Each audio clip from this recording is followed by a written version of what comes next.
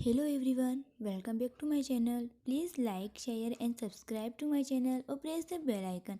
आज आपके साथ इस वीडियो में शेयर कर रही हूँ कि किस तरह से हम रफल स्लीव्स आसानी से स्टिच कर सकते हैं।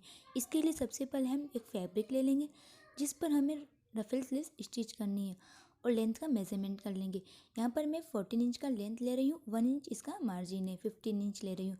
आप अपनी लेंथ कम में ज़्यादा कर सकते हैं और हम मेजरमेंट के अकॉर्डिंग यहाँ पर निशान लगा लेंगे और एक नॉर्मल स्लीव्स की तरह कटिंग कर लेंगे। स्लीव्स की कटिंग करने के बाद अब बचे हुए फैब्रिक से हम रफल के लिए उस फैब्रिक को यूज़ करेंगे। यहाँ पर स्लीव्स की मोरी 12 इंच है तो इसका हम 3 गुना रफल के लिए यूज़ करेंगे।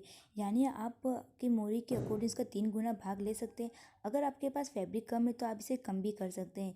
यहाँ पर मैं रफल के लिए 5 इंच ले रही हूँ, 1 इंच इसका मार्जिन है फोल्ड करने के लिए। आप रफल की लंबाई कम या ज़्यादा भी कर सकते हैं अपने फैब्रिक के अकॉर्डिंग। यहाँ पर मैं इस तरह से मार्क लगा लूँगी और 6 इंच का ये फैब्रिक कट कर लूँगी। रफेल वाले पार्ट के किनार को इस तरह से फोल्ड कर लेंगे और मिड में इस तरह से कट लगा लेंगे जिससे हमें प्लेट्स डालने में आसानी रहे। नीचे के किनार को फोल्ड करने के बाद अब कुर्ती में स्लीव्स को अटैच कर लेंगे और स्लीव्स वाले भाग नीचे की तरफ रखेंगे, रफेल वाला भाग ऊपर की तरफ रखेंगे जिससे हमें प्लेट्स डालने में आसानी रहे। अब सल्ट को एडजस्ट करते हुए हम इस तरह से प्लेट्स डाल देंगे। सभी प्लेट्स को हम इसी तरह डाल देंगे। प्लेट्स को आप छोटा या बड़ा करके डाल सकते हैं। इसी तरह से हम दोनों स्लीव्स पर इस तरह से प्लेट्स डाल देंगे।